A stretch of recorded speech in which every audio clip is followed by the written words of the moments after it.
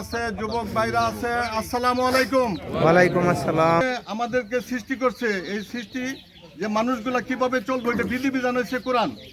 কোরআন হইতেছে জন্ম থেকে মৃত্যু পর্যন্ত সংবিধান, কোড অফ লাইফ, এমনের সমস্ত কিছুই আছে। এখন দেখেন আল্লাহ শিখাই দিছে কি, ও তাসিমু বিহাবিলিল্লাহি জামিআ ওয়া লা তাফারাকু। আল্লাহ বলছে তোমরা দলবদ্ধভাবে কোরআনকে আঁকড়ে ধরো, কোরআন থেকে বিচ্ছিন্ন হয়ো না, আল্লাহর রজ্জুকে শক্ত করে ধরো, সংঘবদ্ধ জীবনযাপন ফরজ। তাহলে আমাদের মূল উদ্দেশ্যটা কি? আল্লাহর জমিনে আল্লাহর আইন চাই, সৎ লোকের শাসন চাই, কোরআনের আইনের দেশ চলুক, এটা আমরা চাই। আমাদের মূল কথা রয়েছে আল্লাহর জমিনে আল্লাহর আইন চাই, সৎ লোকের শাসন চাই, দাড়ি পাল্লায় বুট। বৈঠকের মাধ্যমে আমরা বাংলাদেশ জামাত ইসলামের যে আদর্শ, জামাত ইসলামের চিন্তা ভাবনা, জামাত ইসলামের আগামী দিনের বাংলাদেশ ঘিরে যে স্বপ্ন, সেই স্বপ্নটাকে আমরা তুলে ধরার জন্য সকলেই আমরা চেষ্টা করব। দেখেন, আমাদের প্রত্যেককে তার দায়িত্বর জন্য জিজ্ঞাসা করা হবে। আপনার তো একটা দায়িত্ব আছে, সেই দায়িত্বটাকে আপনার নিজের পরিবারের, নিজের সমাজের, নিজের অঞ্চলের, নিজের দেশ পর্যন্ত আপনাকে জিজ্ঞাসা করা হবে। তার মানে আমরা প্রত্যেকেই দায়িত্বশীল এবং সেই দায়িত্বর ব্যাপারে আমাদের সচেতন হইতে হবে। আমরা সূরা ইয়াসিনের 21 নম্বর আয়াতে সেখানে কি বলছে? তোমরা তাদের অনুসরণ করো যারা তোমাদের কাছে কিছু চায় না এবং সৎ প্রাপ্ত। আমাদের পর্দার আড়ালের যে মা বোনরা আছেন এবং আমাদের সামনে যে ভাইয়েরা উপবিষ্ট আছেন, এবার আমরা ইনশাল্লাহ এমন শাসক চাই যারা আমাদের জন্য কাজ করতে ইচ্ছুক। বাংলাদেশ জামাত ইসলামের সম্মানিত আমির সাহেব উনি ঘোষণা দিয়েছেন এবং আমাদের প্রত্যেক নেতাকর্মী পর্যন্ত সেই ঘোষণায় আমরা প্রতিজ্ঞাবদ্ধ। আমরা জনগণের কাছ থেকে কিছু চাই না, আমরা জনগণকে দেওয়ার জন্যই রাজনীতি করি এবং এটাই হচ্ছে আমাদের আদর্শ, ইসলামের আদর্শ। আমাদের এমপি প্রার্থী থেকে শুরু করে যারাই নির্বাচিত হবে তারা সরকারি কোনো সুযোগ সুবিধা ভোগ করবে না, একমাত্র বাংলাদেশ জামাত ইসলামের সম্মানিত আমির এই ঘোষণা দিচ্ছে। আর কেউ ঘোষণা দিতে পারে না। আমাদের সরকারি কোনো ট্যাক্স ছাড়া গাড়ি ব্যবহার করবে না, সরকার কোনো ফ্ল্যাট কোনো কিছুই ব্যবহার করবে না।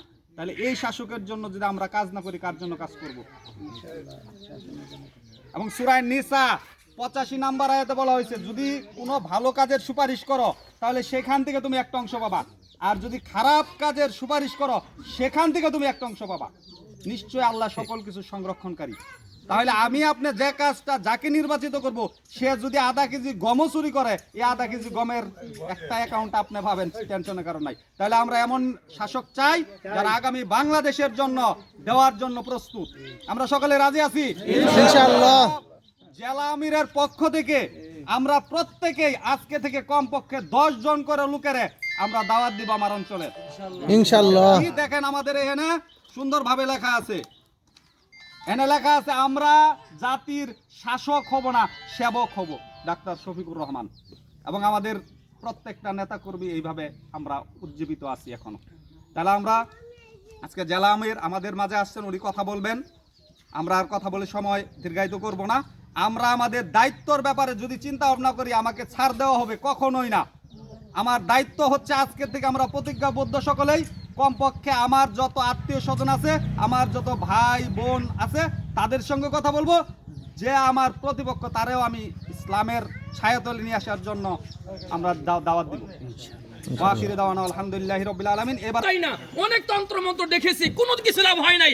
আগামী বাংলাদেশ আমরা ইসলামের বাংলাদেশ দেখতে চাই, আগামী বাংলাদেশ কোরআনের বাংলাদেশ দেখতে চাই, আগামী বাংলাদেশ আলেম ওলামার বাংলাদেশ দেখতে চাই।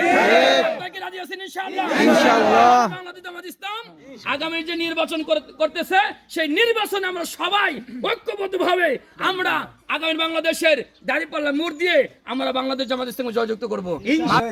আমাদের পরিচয়টা আমাদের কাছে পরিষ্কার হওয়া দরকার। আমরা কে আমাদেরকে সৃষ্টি করেছেন, কেন সৃষ্টি করেছেন, আমরা কি এখানে এসেছি না আমাদেরকে পাঠানো হয়েছে? আমরা জানি যে আমরা আসিনি, আমাদেরকে পাঠানো হয়েছে। আমরা কোনো মিছিলও করে নাই, স্লোগানও দেয় নাই, দাবি দাও বেশ করে যে মালিক আমাদেরকে বানায় দুনিয়ায় পাঠাও, এই ধরনের কোনো মিছিল এই জন্য কোনো দাবি দাওয়া আমরা করি নেই, বরং আমরা আমাদেরকে সৃষ্টি করা হয়েছে। আল্লাহ আমাদেরকে তার পরিচয় পরিষ্কার করেছেন যে ইন্নী জাইলুন ফিল আরদি খলিফা, আমি আমার এই জমিনে আমার খলিফা, আমার প্রতিনিধি পাঠাতে চাই। তাহলে আমরা হলাম আল্লাহর প্রতিনিধি, আমরা হলাম আল্লাহর খলিফা। আমাদের আরেকটা অন্যতম পরিচয় হলো আমরা সর্বশেষ সর্বশ্রেষ্ঠ নবী মুহাম্মদ রাসূলুল্লাহ সাল্লাল্লাহু আলাইহি সাল্লামের উম্মত। আল্লাহর খলিফা হিসেবে আমাদের দায়িত্ব হলো এই জমিন আল্লাহর, মানুষ আল্লাহর, বিধান চলবে আল্লাহর। ইনিল হুকমু ইল্লা লিল্লাহ, হুকুম দেওয়ার মালিক, বিধান দেওয়ার মালিক কেবলমাত্র শুধুমাত্র আল্লাহ। আল্লাহ। সুতরাং আমরা মানুষের কোনো তন্ত্র মন্ত্র দ্বারা পরিচালিত হওয়ার কোনো সুযোগ নেই। আমাদেরকে আল্লাহর আইন অনুযায়ী চলতে হবে, আমাদের পরিবারকে চালাতে হবে, আমাদের সমাজকে চালাতে হবে, আমাদের রাষ্ট্রকে চালাতে হবে।